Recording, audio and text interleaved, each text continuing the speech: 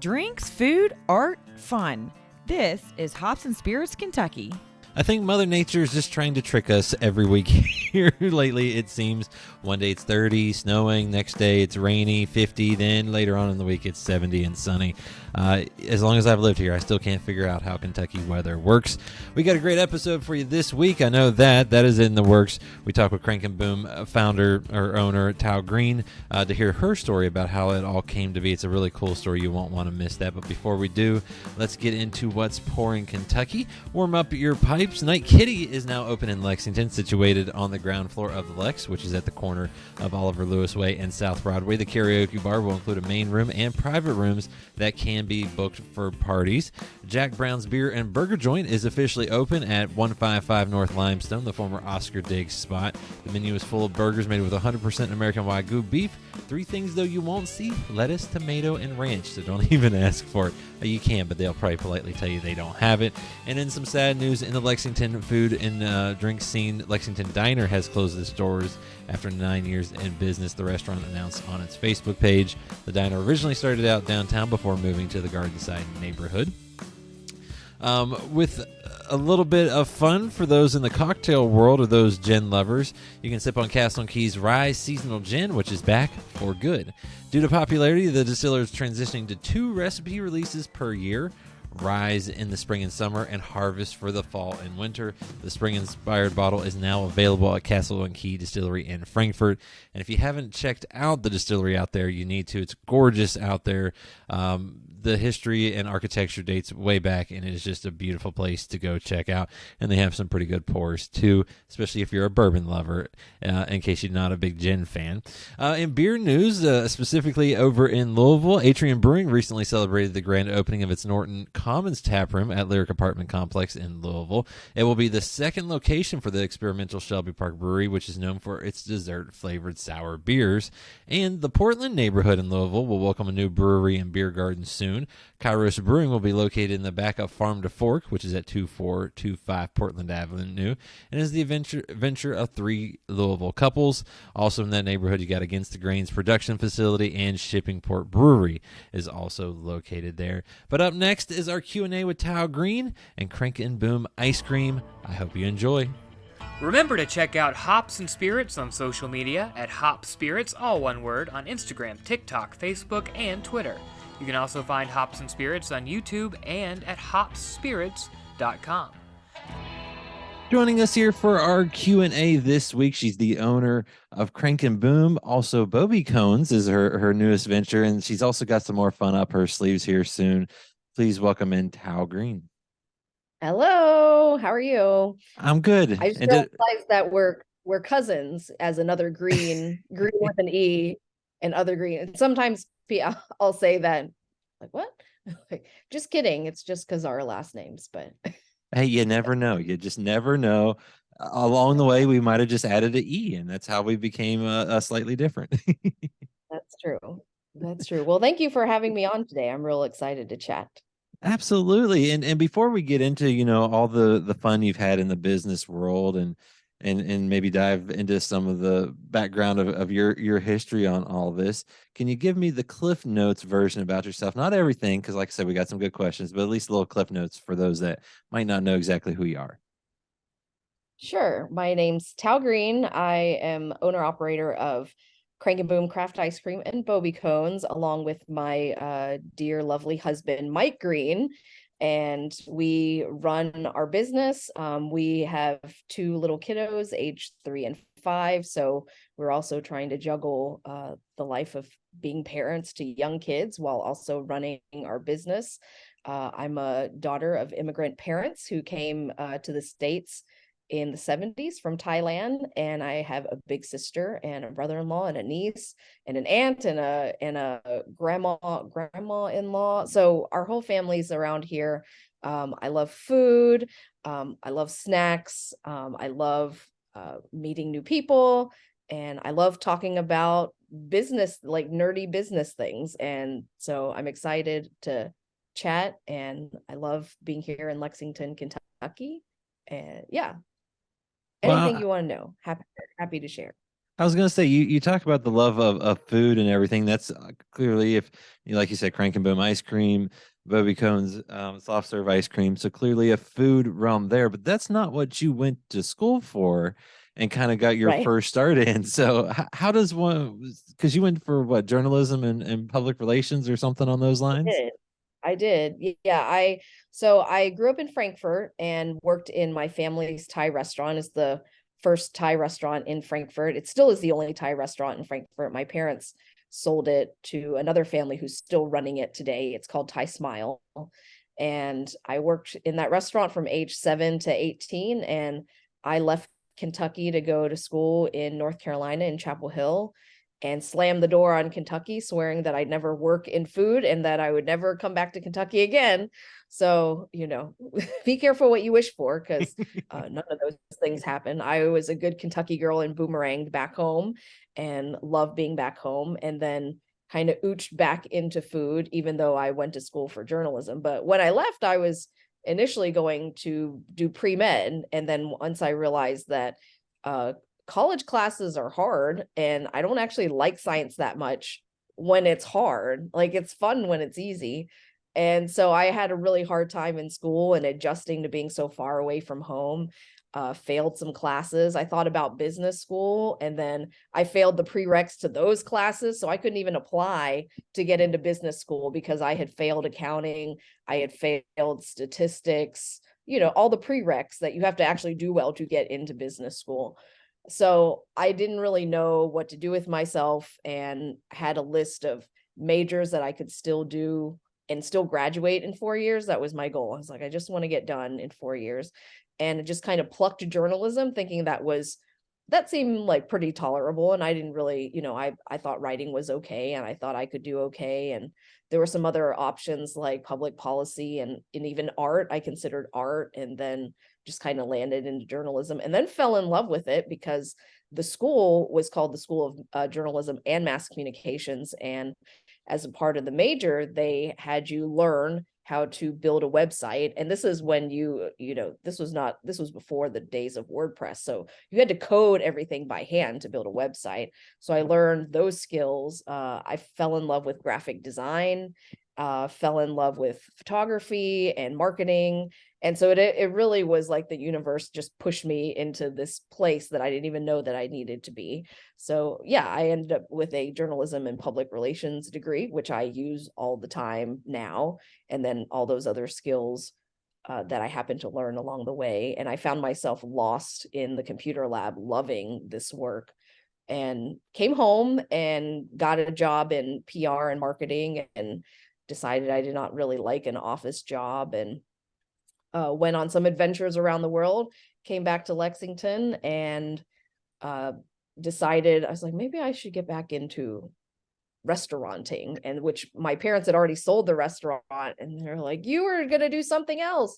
So I convinced them to come out of semi-retirement to open Thai Orchid Cafe in 2006. Even when I was in college, though, I had the pool of being in food, because I loved cooking for my friends, and I found that was a really nice way to make friends, was to cook for them. And I miss that, being in service and hospitality and taking care of people, and the chaos and complete insanity that is like running and like working in a restaurant.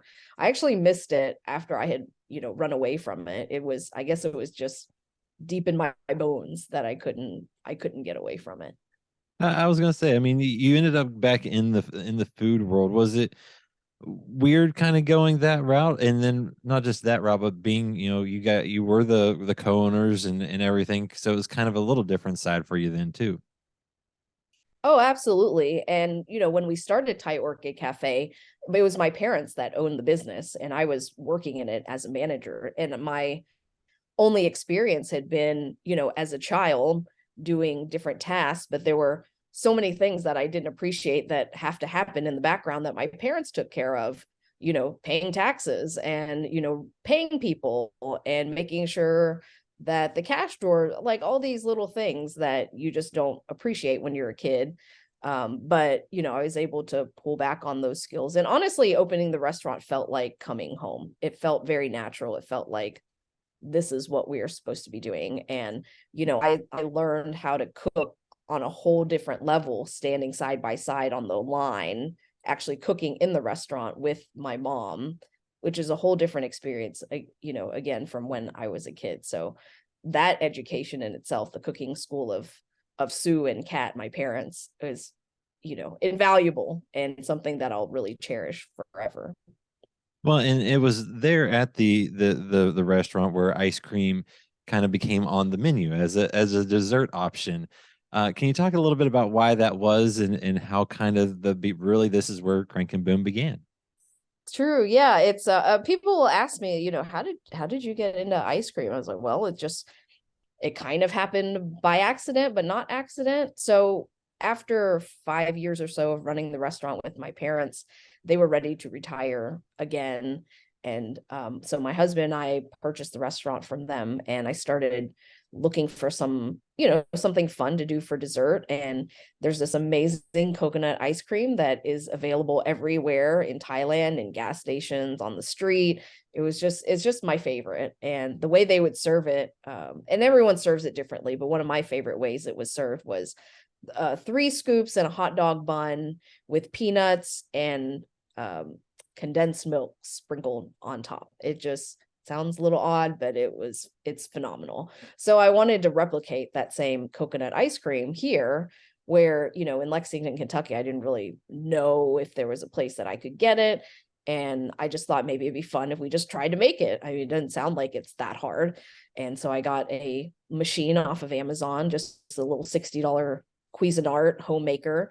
And I didn't know how, I've never made ice cream before. So I watched some YouTube videos on how to use the machine and found a random Thai coconut ice cream recipe and tweaked it a little bit and started making our first batches of ice cream, which was coconut.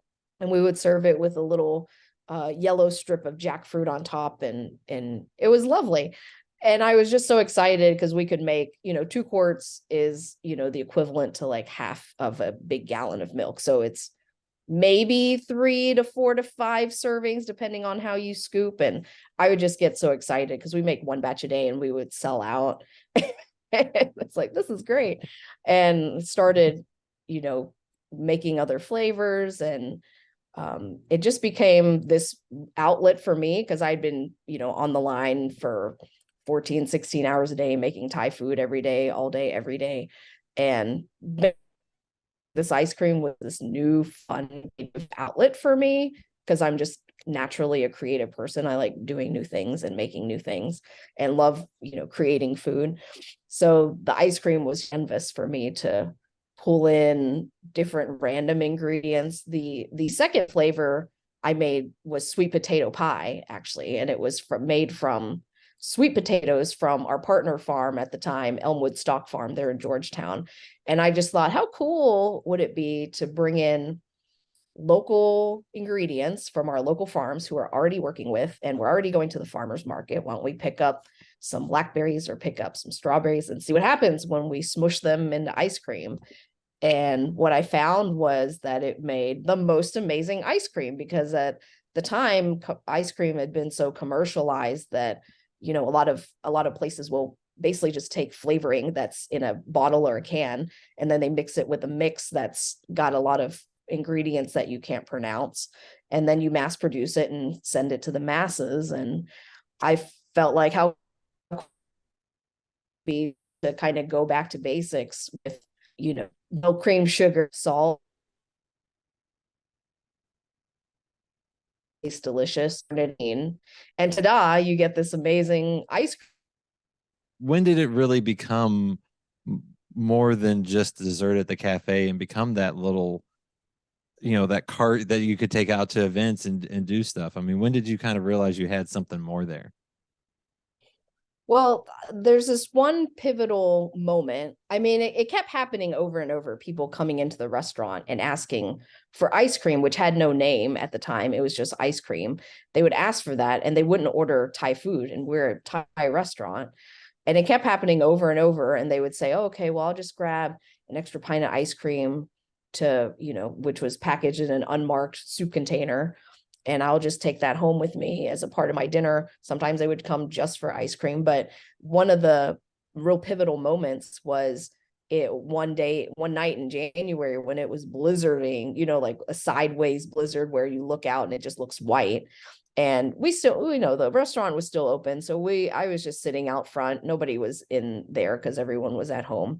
And I saw a car pull up in the middle of this blizzard, and a lady who had this kind of Eskimo parka was all bundled up, and she ran into the restaurant, and I asked her what would you like? What can I get for you?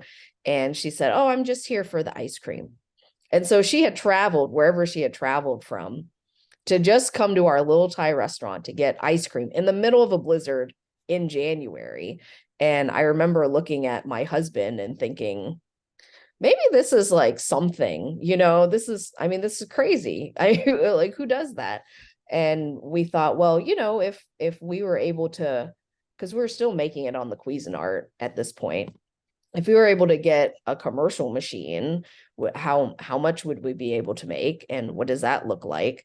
And the summer times are kind of slow in the month, so maybe we can go to like festivals in the summertime and take a little ice cream cart and a tent and go serve ice cream. And that sounds like that could be like a fun little side job.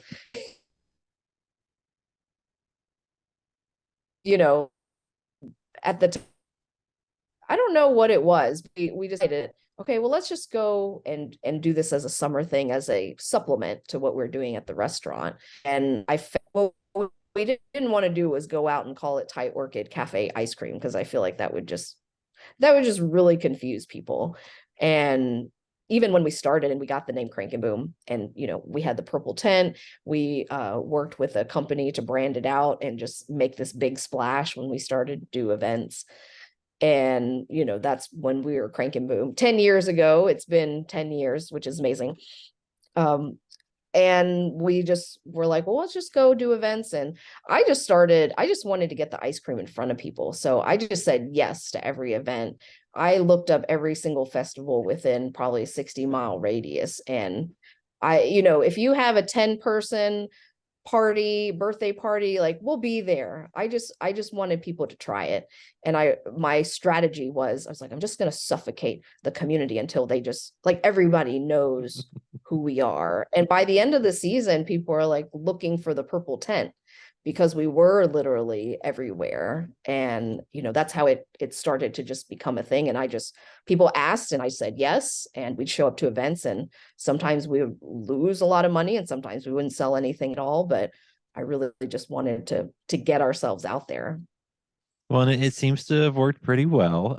You ended up getting a location down in the Distillery District to kind of launch everything. How did you find that spot, and what made you guys decide a storefront was kind of the next logical step?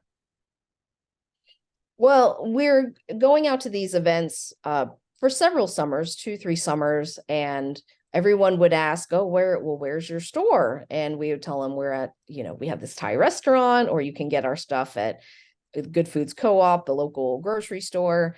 And it seemed to confuse people. And then eventually the conversation became, instead of "where is your shop?" it became, "will you all please open a store?" And it, similar to people being more interested in ice cream than Thai food, it just kept happening over and over again. And more people just kept saying, you should probably open a store. Like, we would love if you had a store. Can you please open a store? And we had the restaurant, which is its own full-time thing, and then we're doing this ice cream, which had become its own full-time thing. And the thought of having another retail brick and mortar location was not very attractive to me, because our plate was already very full, and I just didn't really see how that would all fit in with our very full schedule already. But we had a friend who dropped off his card over at our cart and said, "Hey, I'm a real estate agent. I have some spots that I think you all should open a store in." And I thought, yeah, that's nice. And I opened up the email with a few spots that he had sent to me, and I sent them to Mike, my husband, and And we were both like real estate nerds. Like we just like looking at buildings for, just for funsies. And he used to be into renovating buildings and flipping buildings and stuff. So he already had an interesting building, and we met through Habitat for Humanity. So we have this innate love for building stuff. And he said, he looked at one of the spots, he said, oh, that's the building that I love. And he was talking about the Manchester location, or now current Manchester location in the Distillery District. And I said, why is that your building? He said, well, it's an old distillery next to downtown, and it's a standalone building, and no one's done anything with it yet. And so we took the opportunity to go check it out and fell in love with this broken down, there were many holes in the floor you could look up and see the second floor from the first floor. It was in bad shape. But I walked up the stairs and looked at that upstairs room and just thought this would make an amazing dance party room. And that's when I really fell in love with the space. And the original vault is in that space. It's the old office for the distillery, and thought how cool it would be. There were a few other businesses already kind of digging and scratching in the area. And we really crafted our own vision of what that whole area could become before it was really anything. And I think it's neat that that whole area has become what it is. And it's not only just small, all the business owners are local, but all the building owners are local as well. I don't know if I can say that about the U-Haul building, but when we started, all of the building owners were also local. So everyone is invested in creating this really cool thing that we could showcase for Lexington. But yeah, I feel like we're really lucky, but we also were the ones that had a vision for that building when other people had passed on it. I was gonna say it's an amazing spot, and to see how far that area has come is really cool. And when you guys were building there, you obviously have all your flavors of ice cream, but I think one of the cooler things you guys did was you had those boozy options, which kind of before, to me, it became like this thing where everyone has something like that now. So what made you guys do that? Because that's a whole different process in terms of licenses and things like that. Oh gosh, yes. So what pushed you to kind of add that to be unique? Well, we really wanted it to be this cool, fun, a place that wasn't just your typical ice cream shop that has white walls and feels very sterile. And, I think there's a place for all sorts of ice cream places, but for us, we wanted to do something a little more edgy, a little more different. And, thinking we're in the Distillery District, wouldn't it be fun to smash booze with ice cream?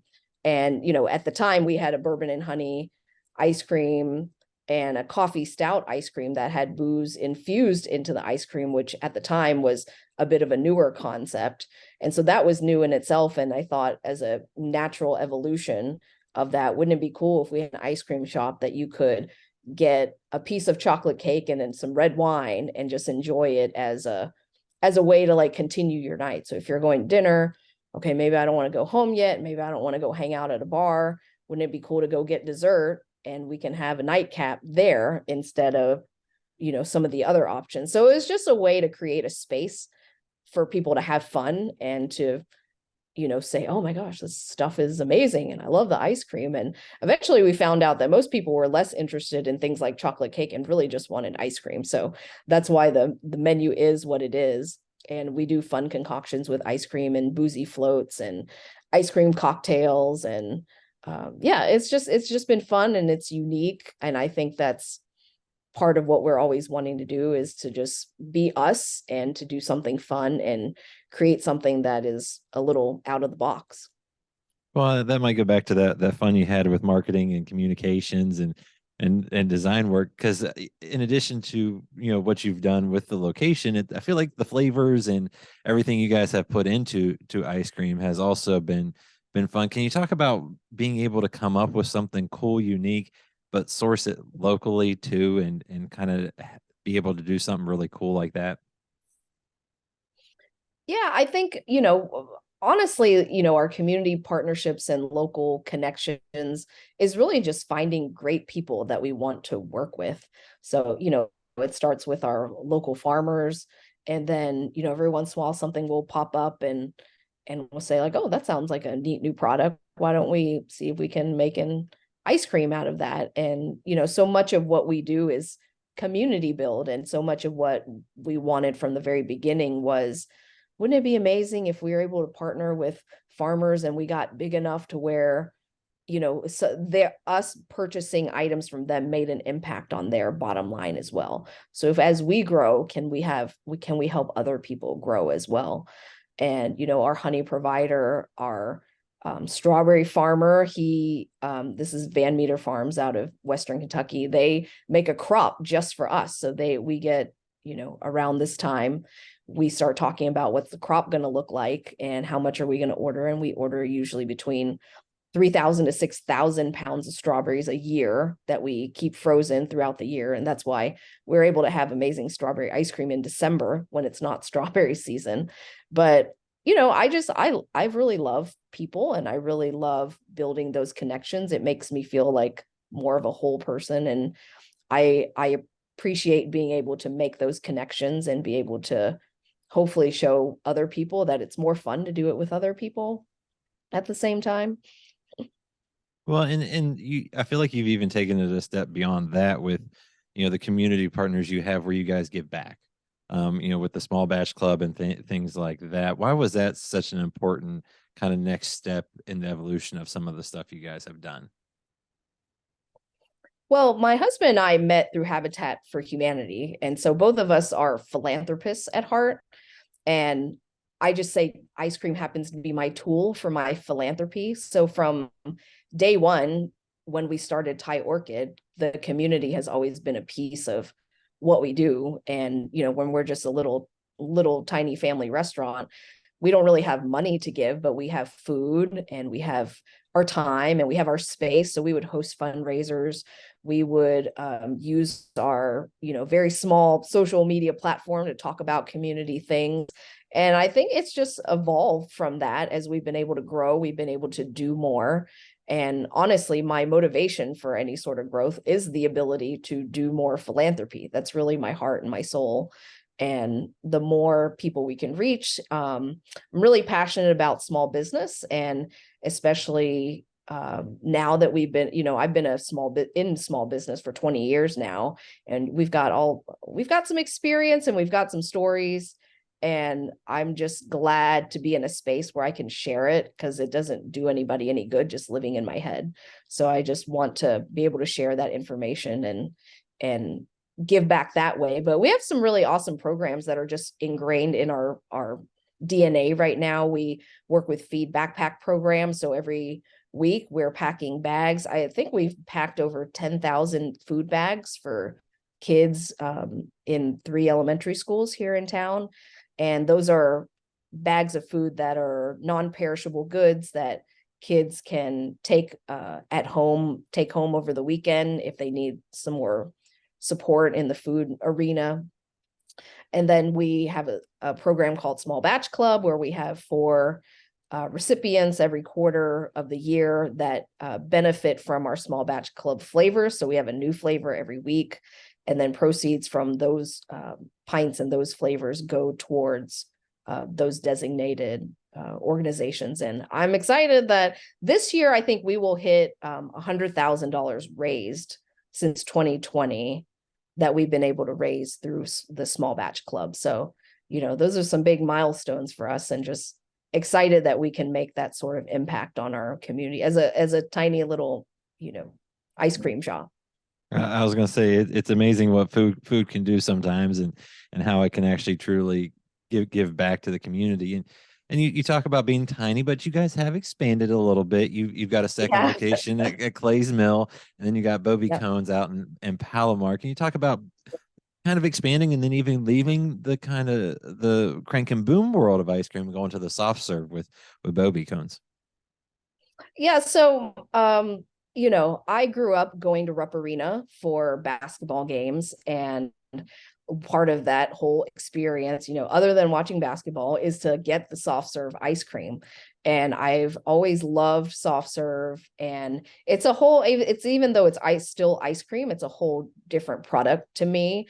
And I just thought how fun it would be to have a cute little soft serve shop. And I had been thinking about it for, I don't know, probably 5-6 years on trying to do something to do soft serve. And, we had the option to maybe add it to Crank and Boom, but as a creative person, I like challenges and I like doing new things.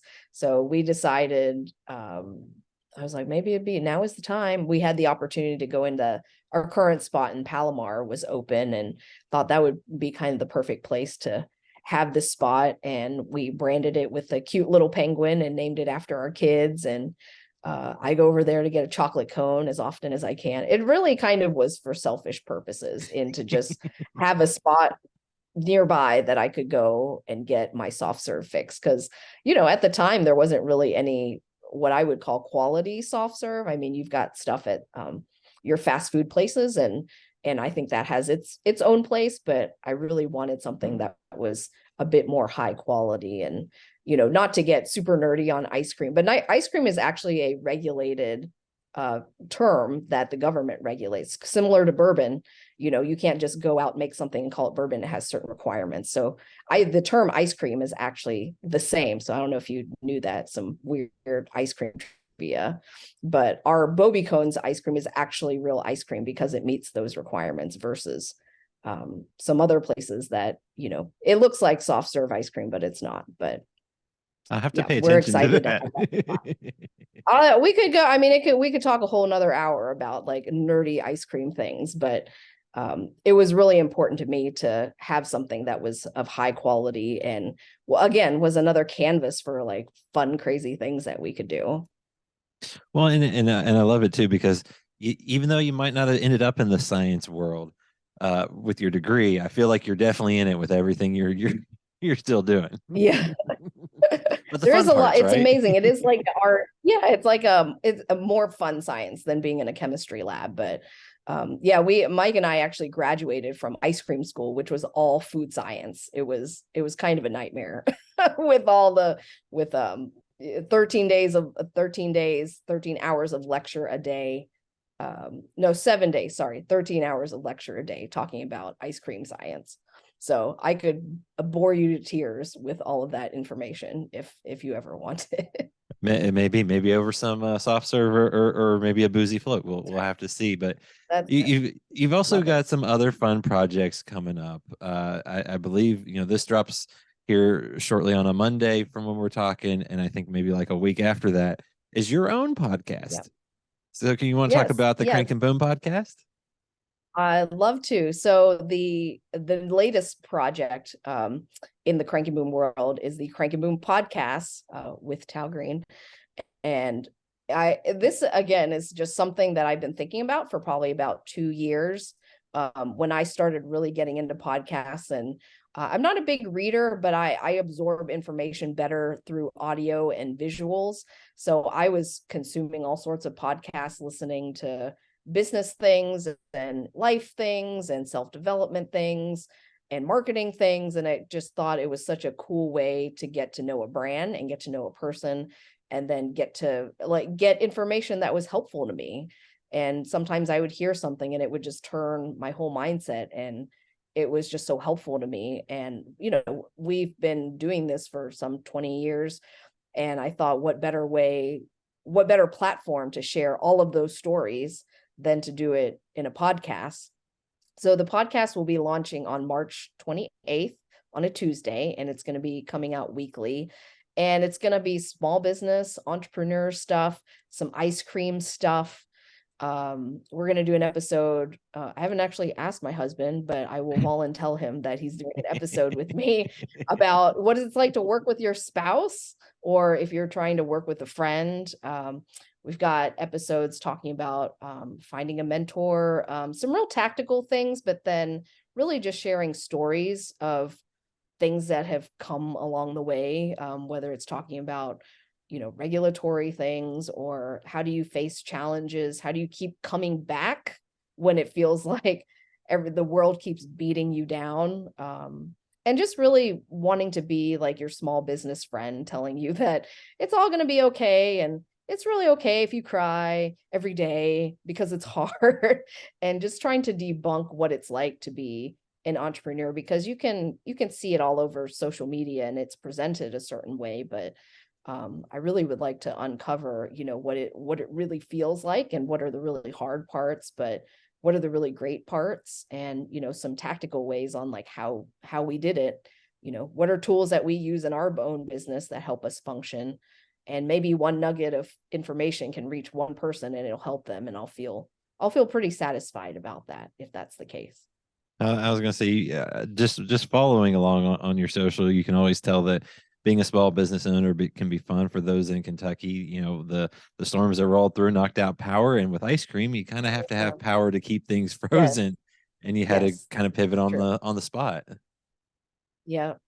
Always challenges, and even after doing this for so long, those challenges don't end. And even though we have experience, it's still hard. And I don't know that maybe someday we'll be able to kick back and relax a little bit, but even still, it's an ongoing process. Well, and like I said, you got the podcast, you've got multiple locations for Crank and Boom, BoBi Cones. What's next for y'all? Anything else, or is it we're staying put for now and just having some more fun? Yeah, I think honestly, we have little kids, what that's like. They're only going to be little for so long, and so the thought of traveling to go, open a store somewhere just doesn't honestly sound super appealing to me right now. I want to be here. I'm taking my kid to a swim lesson later. I want to be present for that. And, not that people can't do that and have family at the same time, but that's just where my priorities are. And I want to still work hard in the business, and I want to make this podcast successful. I hope it can reach lots of people. And I want to continue to invest in our team and spend time really, doing the best, making our stores that we have the best that they can be. So it's just, we're gearing up for summer now. So just trying to get everything lined up. Then summer will hit, and then we'll get ready for Christmas. We'll start talking about Christmas here in June, July. So it just, there's always something to do for sure. But yeah, no new locations on the horizon at this point, and just excited about the podcast and hanging out and being a mom. Hey, there's nothing wrong with any of that. And Tao, I really appreciate you taking the time to talk Crank and Boom and all the successes that you've had and being able to give back and so much more. Thank you. And thank you for having me and for helping to spread the message of what we're doing, and hope that it can be fun and entertaining and maybe inspiring to somebody else. Find more from Hops and Spirits at hopspirits.com. Thanks, everybody. Bye.